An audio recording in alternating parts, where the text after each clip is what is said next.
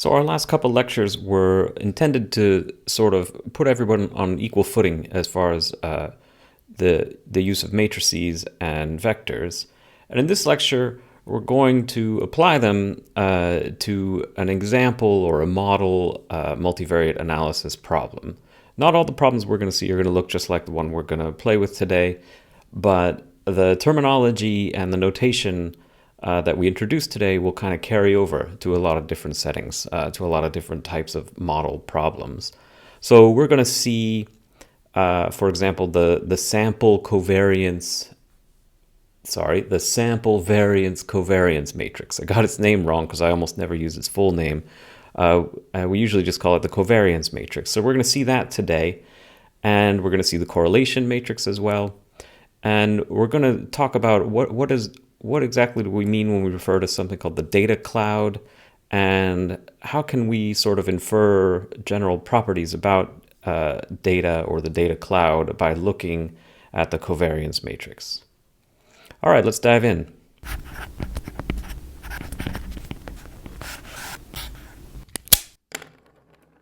Okay, so today we're going to start with some applications of matrices and vectors to data analysis, and we're going to introduce some lingo.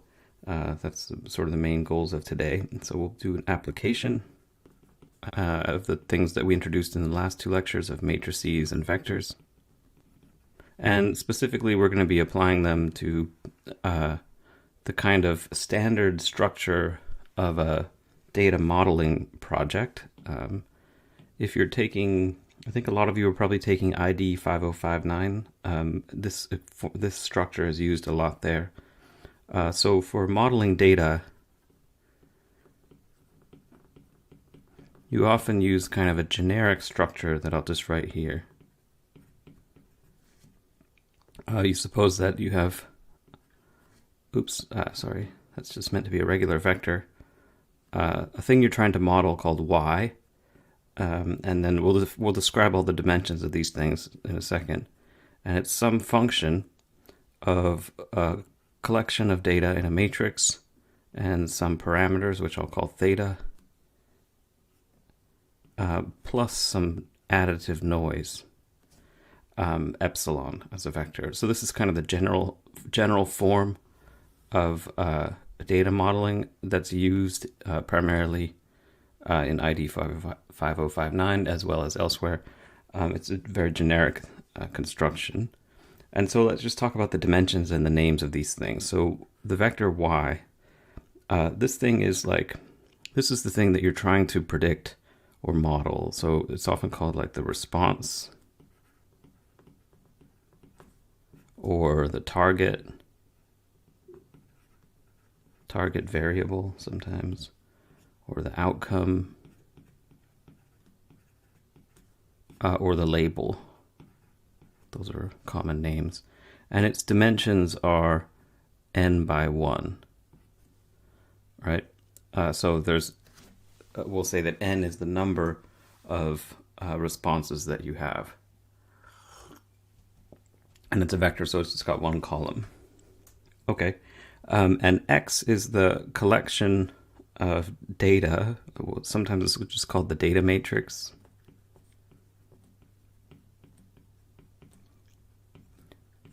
Sometimes it's called the feature matrix. It goes by other names as well.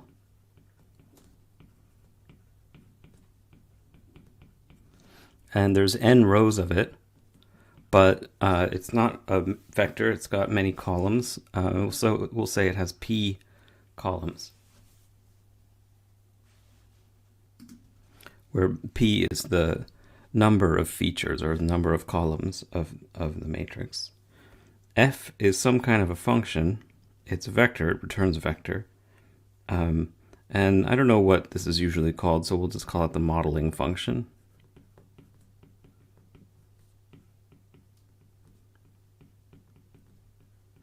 And its output has the same dimensions of y, so that's n by 1. I'll put that over here.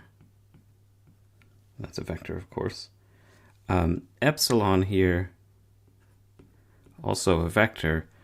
That's the noise, but particularly it's called additive noise when you're just adding it onto this function like this. Sometimes there are other ways to do that. So we'll call this additive noise.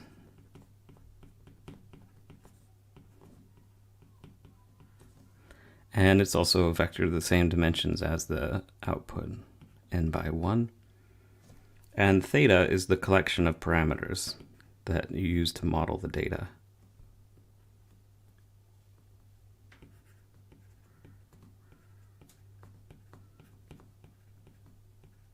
Now this is also a vector, but the number of parameters that you use can vary wildly depending on what your model is. It doesn't have to, there's no real rule.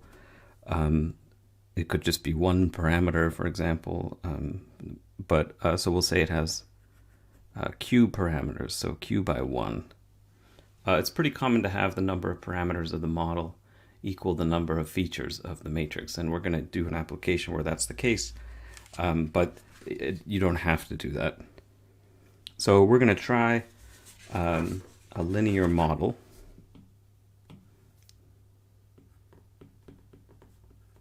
It should be familiar to you.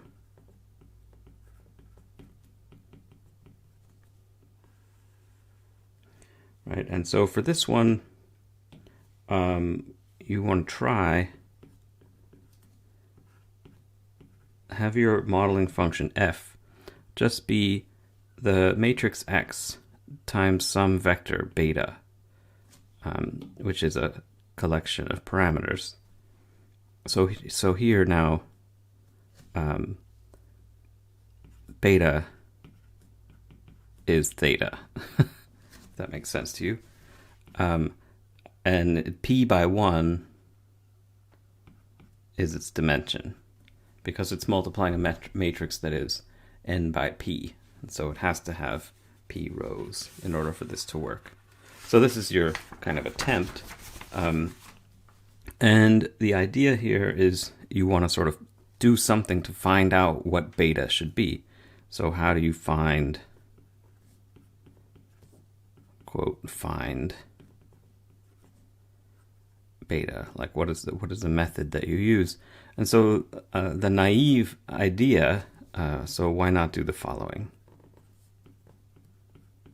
Why not try this? It's a bad idea, but I'll just sort of write it out to see if you can see what's wrong with it. Why not do the following? Suppose that the noise is 0. In other words, don't try to model the noise, sort of ignore it. And suppose that the outcomes that you have, so let's say you do this. Let's suppose that you take some labeled data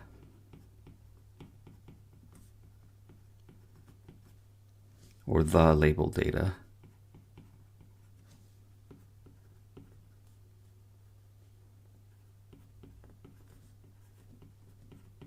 that is to say that the collection of outcomes that you have, y, for which you know their features. And suppose so that if the noise is 0, do the following. You say, okay, well, if y is equal to x times beta, then let's just multiply by the inverse of x on the left. And then here you've got x inverse times x times beta. And x inverse times x is the identity matrix. And so this tells you that, this tells you that beta is equal to x inverse times y. So what's the reason for not doing that? You should pause the video and think for a second, see if you can answer that. There's a variety of answers.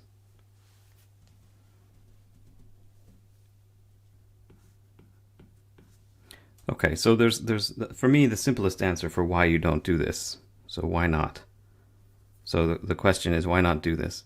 Answer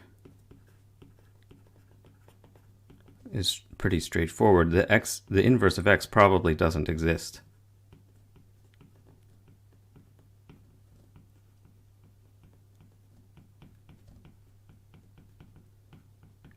And it probably doesn't exist for the very simple reason that x is probably not square.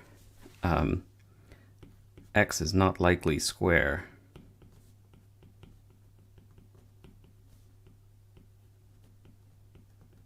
If it were square, the number of features p would be equal to the number of rows. And that's unusual. In fact, it's usually bad if that's the case, if you have the same number of sort of observations as you have model parameters. That's trouble, usually. So that's the simplest answer. But there could be other answers as well, like, I don't know, a variety of them. Maybe x is square by some miracle. But it's very nearly singular, meaning its inverse is very nearly zero. Then you have problems as well. Its determinant is very nearly zero. Then you have problems there. So a better way to go is the following. You use a method. So find the beta that minimizes some kind of an error.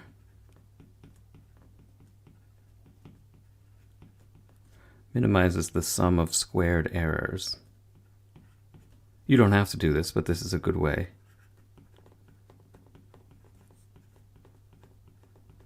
This is the so-called least squared method. Or least squares.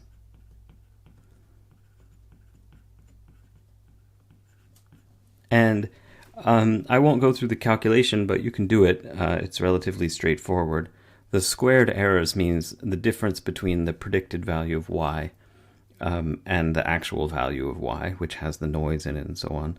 And what you'll get, so you find the prediction you make for the betas, so we'll call that beta least squared, ls for least squared. That looks like the following. So it's x transpose times x inverse times x transpose times the matrix y, the labels that you had. And so this is the result. Again, I've not shown it, but it is the result that you get. And here, there's a couple of interesting things to point out. First of all, you can ask yourself, do you think that x transpose times x has an inverse? And it probably will. It's certainly the case that x transpose times x is square. But it's even better than square. It's also symmetric, which means it's diagonalizable. And that should be enough to make it have a inverse. So let's take a look at just what does x transpose times x actually look like, because we're going to use it a lot. So let's look at row I, column j of this matrix. So that's a matrix multiplication. The sum over k equals 1 to n.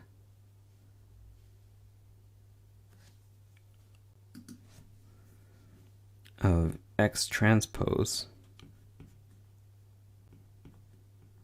I, k, row I, column k, times x, row k, column j. And remember, x transpose, row I, column k of x transpose is x, row k, column I. And so this just looks like this. It's just two references to the matrix X.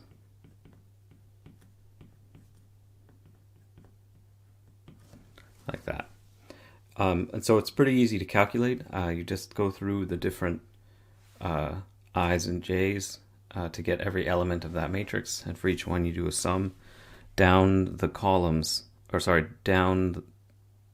so k is equal to 1, k, and here k is referencing the row, so you're summing down the row index, which means down the columns. of x. So you're multiplying, so here you can see this is like column I, and this is column J. Okay, so this thing is really useful. This thing turns up a lot.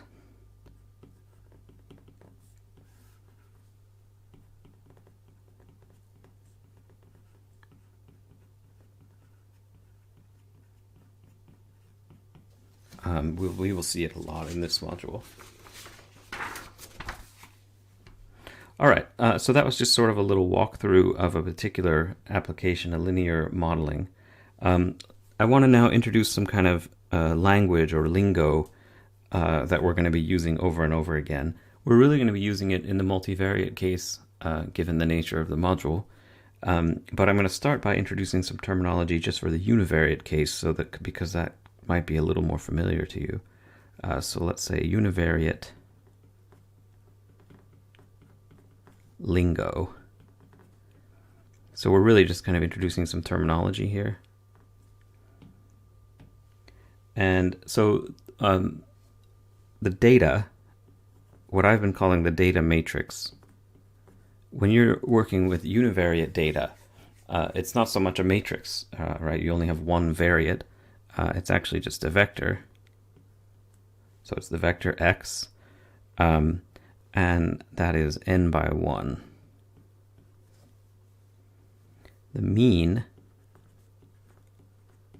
it's a term we'll use frequently. It's x with a little bar over it. If you're, hopefully you can tell from my notation the difference between a bar and an arrow. And this looks like the usual thing. It should be familiar. It's the average, 1 over n times the sum I equaling 1 to n of the elements of that data vector x. And so this thing is a scalar.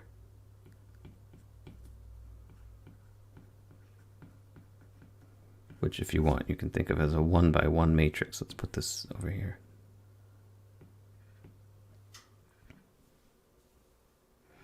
Okay, we'll often use something called the centered data.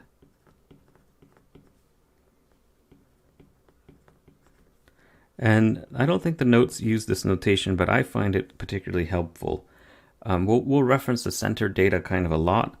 It's going to be a vector, but I want to talk about its different elements. So I'm going to label centered with a C on the lower left-hand side like that.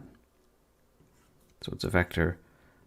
Element I of the centered data looks like this. So it's element I of the vector x minus the mean of the vector x. That's it. I probably should have made this look like a lowercase. That's one of my frequent flaws. My lowercase and capital X frequently look like each other by accident. And so the centered data, this is also a vector, right? It has an index I, and there's n different values of it. And you can see also, so the mean of this vector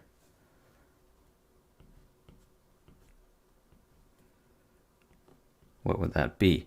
So if you go through this and ask yourself, well, what is the mean of this guy? That's x bar, and you're subtracting from an x bar, so this is 0. So the centered data is just the data with no mean. We will also use something that's, so we're really going to try to use something like this in the multivariate case, but for the univariate case, something called the corrected sum of squares. It's kind of a mouthful of a name.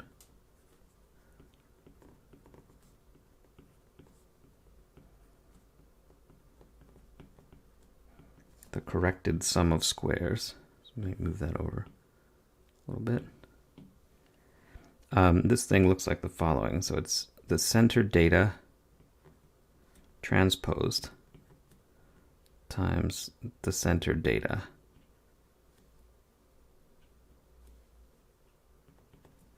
And so that looks like the following. So that's a dot product of the centered data matrix against itself. xi minus the average or mean squared. Right, and this is also a scalar.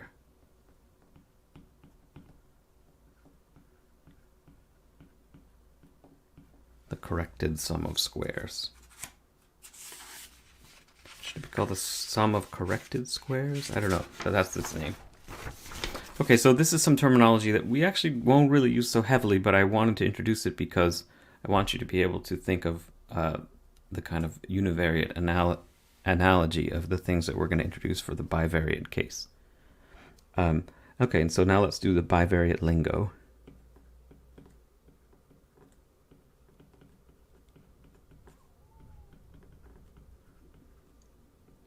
Bivariate means two variables, so two columns for the data matrix. Of course, what we really want, I should have said, is not the bivariate case. What we really want is the multivariate case, where you just have more than two or more columns to your data matrix. But bivariate is just the simplest version to do. And it extends in a straightforward way to the multivariate case. Okay, so first of all, the data now, as I said, is a matrix, right? And so it's the collection of elements xij. And this guy is n by 2 for bivariate, right? 2 columns. If it was multivariate, the 2 would be just replaced by some number that's greater than or equal to 2. That's the general multivariate. The mean is no longer called the mean, it's called the mean vector.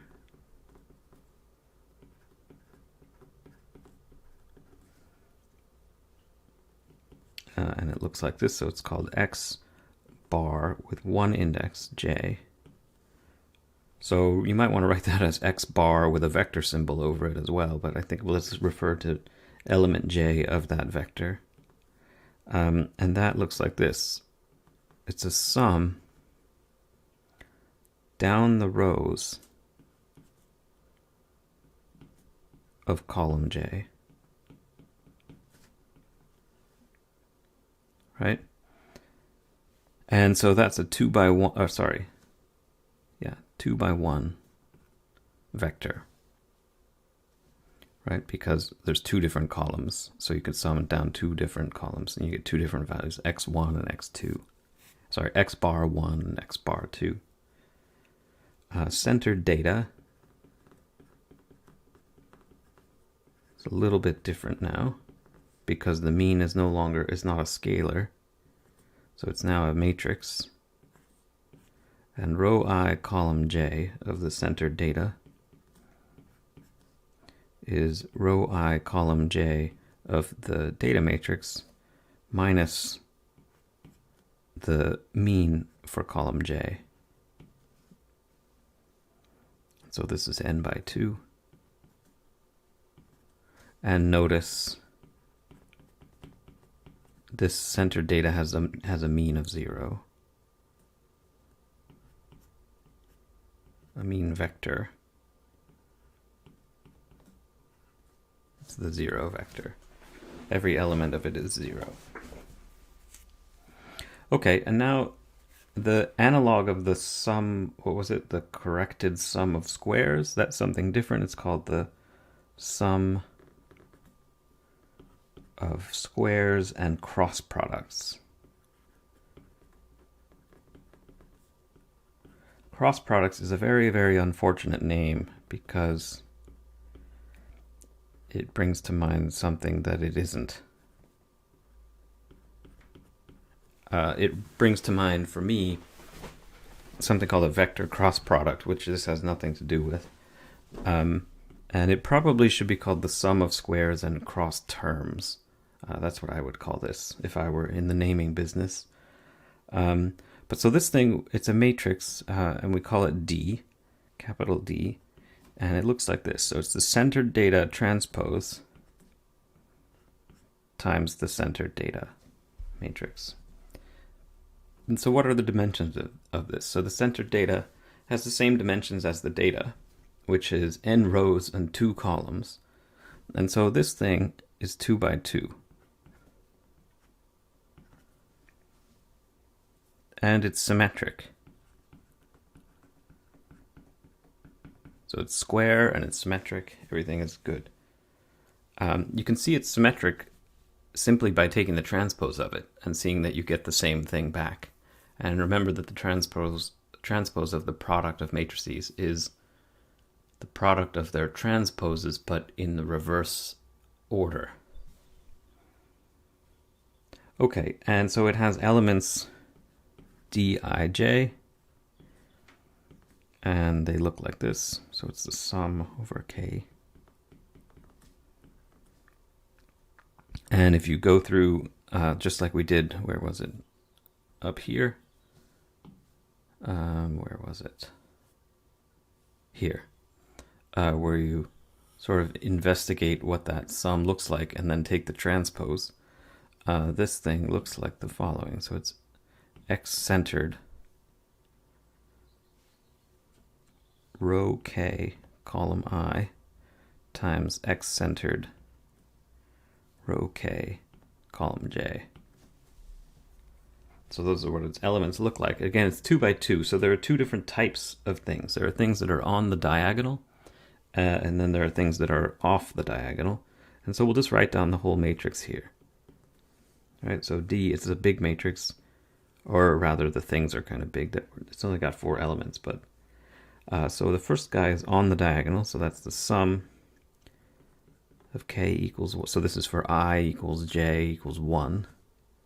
So it's the sum over k, and I'm just looking here and putting this in here and putting in what is the center data of x k1 minus x bar 1, the first element of the mean matrix, right?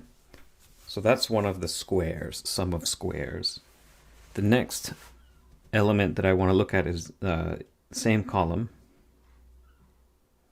but down 1.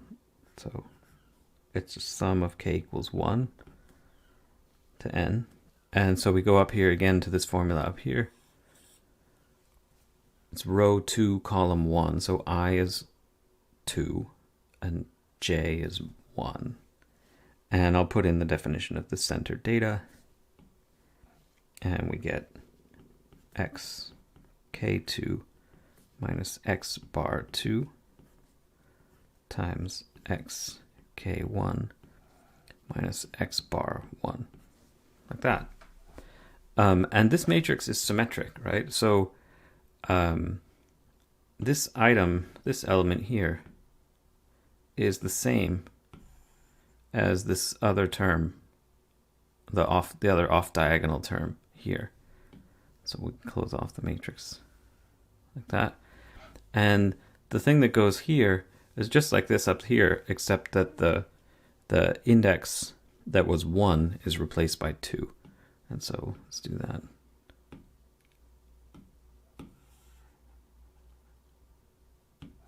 And I'll just replace these 1s with 2s. And that is the sum of squares and cross products for the bivariate case, which is a relatively easy case. So there are sort of 2 types of terms here, right? So there's the sum of squares, and these are the diagonal terms.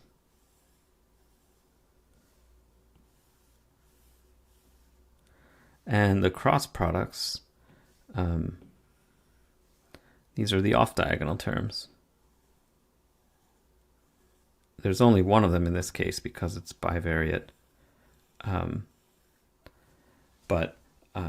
So you should see these 2 are the same. Those are exactly the same. I guess you might want to write it in this way. You might want to switch the order of this term and this term, but that doesn't change the element of the matrix. And so this thing can be extended in a straightforward way. So there's a simple, straightforward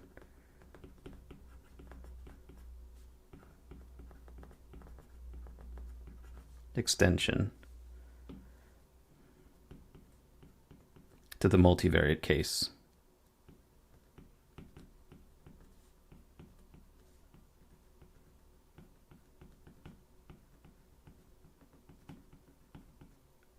Or I should say to multivariate in general. So for not just bivariate, but multivariate. And so that means that p equals 2, which was bivariate, goes to p greater than or equal to 2. And so that the matrix D then has dimensions p by p. And you'll have p different diagonal terms and a bunch of different off-diagonal terms, which is a different sum of cross terms or cross products, if you wish. I really hate that phrase for this, cross products. You should call it, I'm going to put that up there. Terms. I think that makes more sense to me. All right, so that's some bivariate lingo. Now, the last thing I'm going to do is introduce something called the covariance matrix.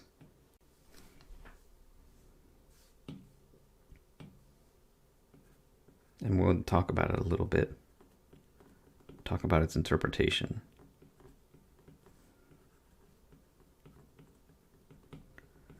And this is something for the multivariate case. So for p greater than or equal to 2, so this is for multivariate.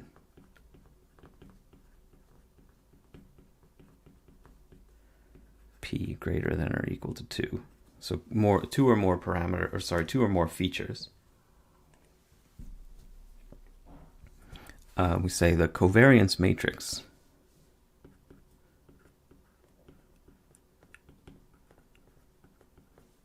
which is actually a short name for it, is the following. So it's a matrix called S. We'll call it S. And it's 1 over n minus 1 times the matrix D. Right? So it is the matrix D essentially. The matrix, the sum of squares, the matrix of squares and cross products, or cross terms, except just rescaled by 1 over n minus 1. All right, and so it's symmetric.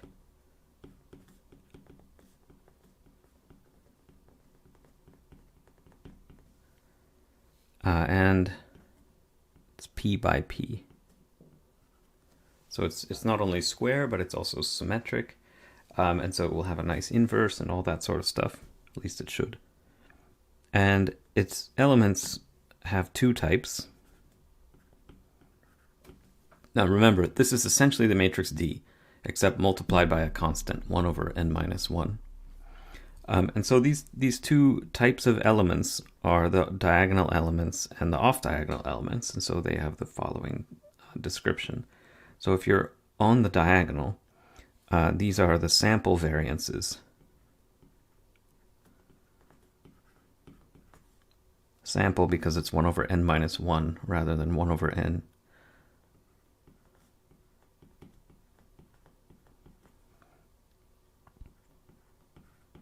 Oops. Sorry about that. These are the sample variances, or sample variance of column I of the matrix X if I is equal to J. So these are the diagonal elements. Or that is to say, the elements on the diagonal. And they are the sample covariance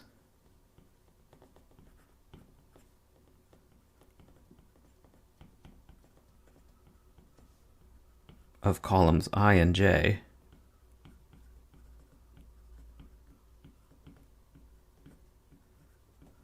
of the matrix X if they're on the off diagonal, if I is not equal to J.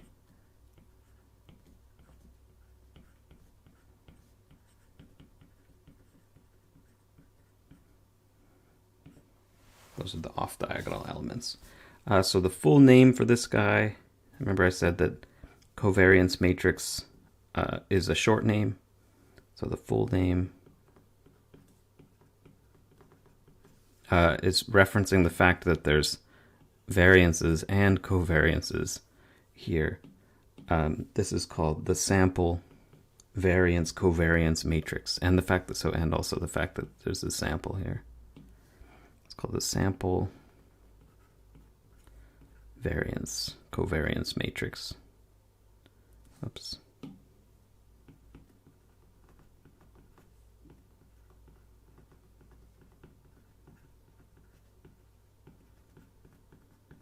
Which is a long name, and so you can see why people often just call it the covariance matrix. And anyways, more of its elements are covariances than variances.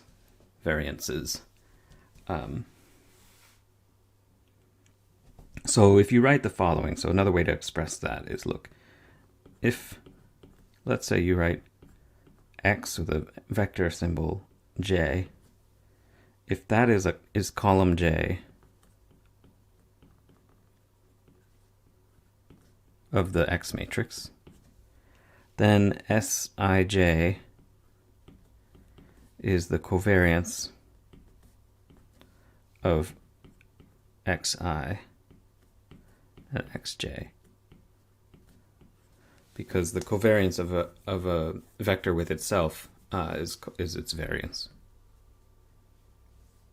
This should be sample covariance.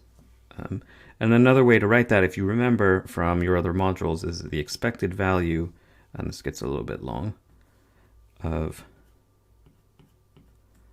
the matrix, or the vector xi minus the expected value of that vector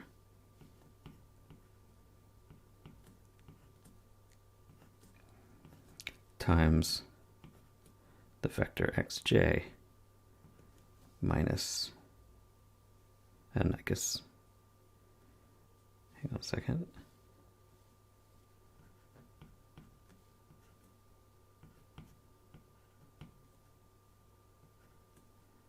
Like that.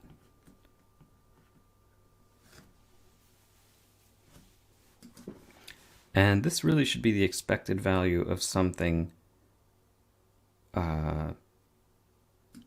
Well, yeah, this expected value should be a scalar. Yeah, so this notation is a little bit clumsy if you see this, because what I've got here is each of these items here. This is a vector. So this is a vector, and then multiplying another vector. So is that a dot product or what? I think it's probably a dot product. If not, you can just refer back to the explicit formula here. This guy preceded by this guy. It's a simpler thing to look at, probably.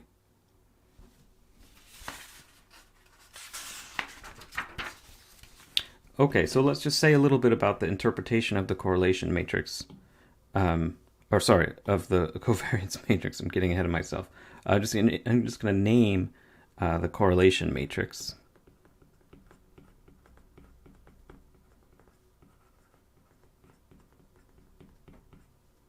I don't know if you remember from your other modules, but covariance has this kind of problem.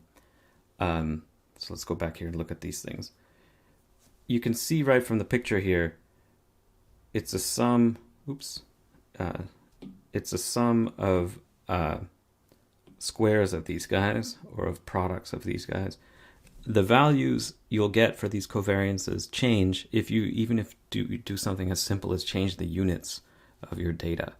And so that is kind of a bad thing. And so the correlation matrix is some sort of version of the covariance matrix, but it's constructed in such a way that it's not sensitive to simple things like changes in units. And so it has a kind of more utility in that sense. So the correlation matrix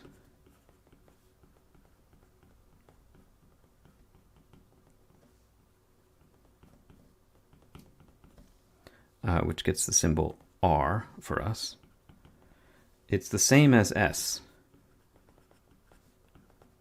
It's nearly the same as S, but with the following change. X-centered IJ gets replaced by Xij. So this is the top part. So the numerator is X-centered IJ. Here, let's just do it this way.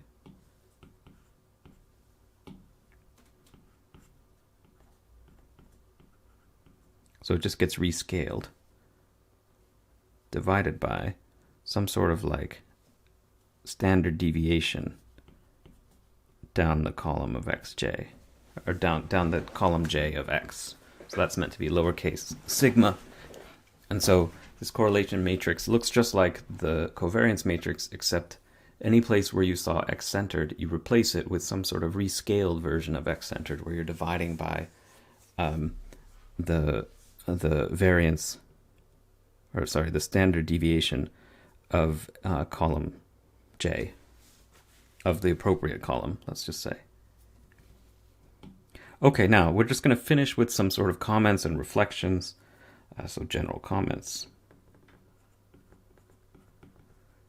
This is sort of with the aim of building up some intuition for you for what these things are, the correlation matrix and the covariance matrix.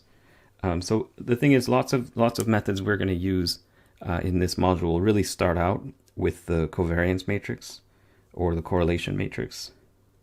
So many different methods, many multivariate methods start with the covariance matrix.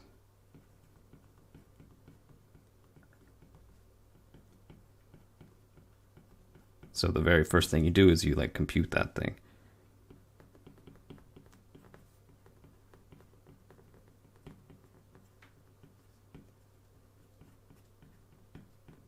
So it's super common, and we'll use it often. And so this is one of my comments here. The next comment here is about its interpretation. So the diagonals, or the diagonal elements,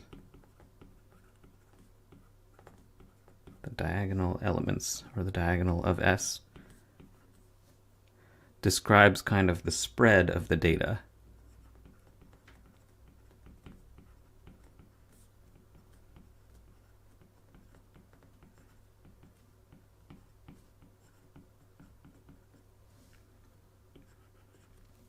And this will become more clear as we work with more examples.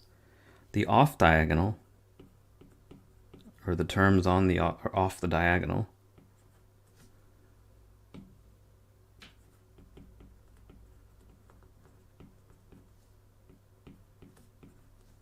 these guys describe correlations of the different features.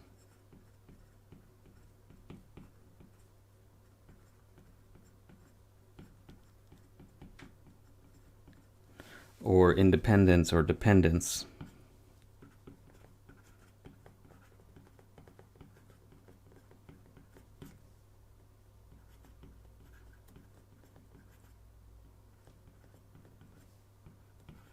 Of features. I should add this is linear correlations. There's a lot more to the world than linear correlations, but it's a good starting place. You'll find that you get a little too addicted to linear, though, and you sort of think that it's the only. You'll end up sort of thinking that's the only thing there is. But be careful of that. That's a pitfall. The determinant of S, which we haven't calculated, but it should be straightforward since we know what a determinant is. The determinant of S is called. It has a name. It's called the Generalized Variance.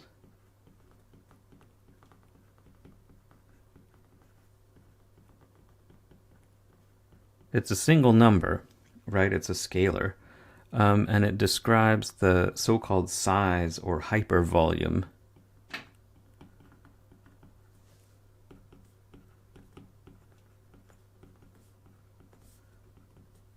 hyper just means greater than 3 dimensions.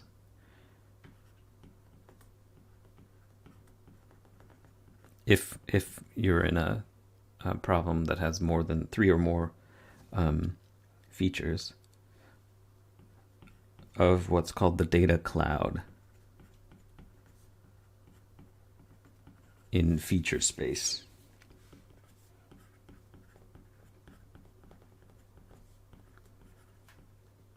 And the data cloud is really simple. It's just, if you have a 3-dimensional problem, these are your 3 features, right? And you might call them like x1, x2, and x3. You might have other names for them. But there's, those are axes, right? This is for a three-dimensional problem. If you have a four-dimensional thing, then I don't know how to draw it exactly, but you have like x4 here, maybe x5. Probably drawing with axes like this is no longer such a good move. And then the data is somewhere, crowded out in space. And that's called the data cloud. It's just the collection of points for the data in feature space. So maybe you want to make that look like a cloud.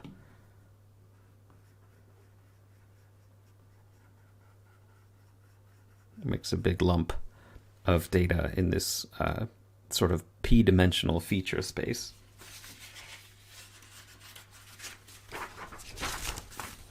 And just make two more comments. So this is something that's kind of important. We should have talked about this maybe in a lecture or two ago. But let's suppose that you have a column xj that's nearly proportional to, it almost is just a multiple where c is a constant of some other column, right? If that's true for any j not equal to k, for some j, not all, but for some j not equal to k, like 1 or more, then two things can be said. So first of all, what this means is you have two columns of your data matrix that are linearly dependent, or nearly so, and you're in trouble in a way.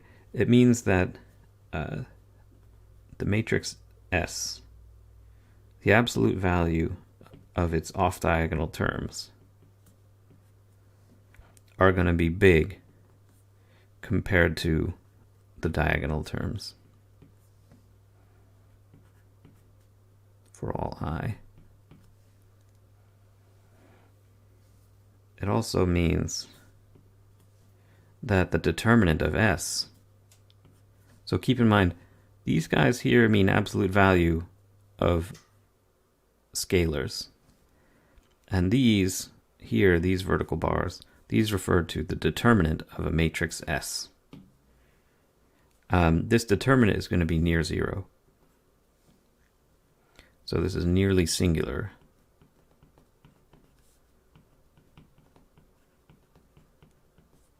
Nearly singular S, small size.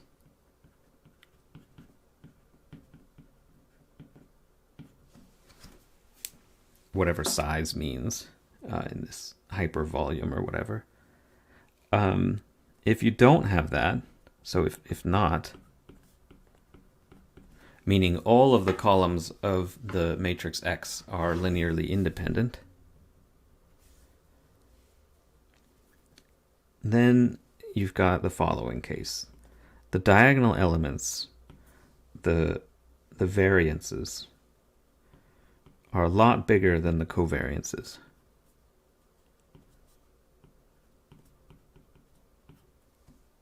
The absolute value of the covariances for all the different i's and j's and j not equal to k.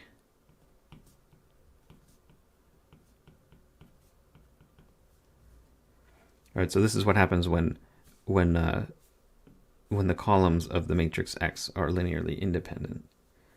And the determinant of S is approximately just equal to the product of its diagonals.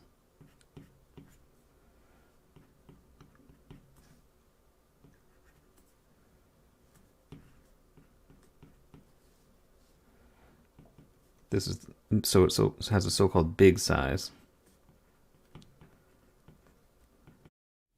All right, so hopefully you have a bit of a feeling for the covariance matrix and what it's used for, and maybe a kind of a typical multivariate analysis sort of scenario or problem that we might want to deal with, although we'll see lots of other types as well. In the next lecture, we're going to do things a little bit differently. I'll mostly use PowerPoint style presentation, which I don't use very often, but I'm going to use this time because there's sort of a fair amount of imagery and text. And so we'll do that next time, and we'll explore the topic of exploratory data analysis. All right, I'll see you then.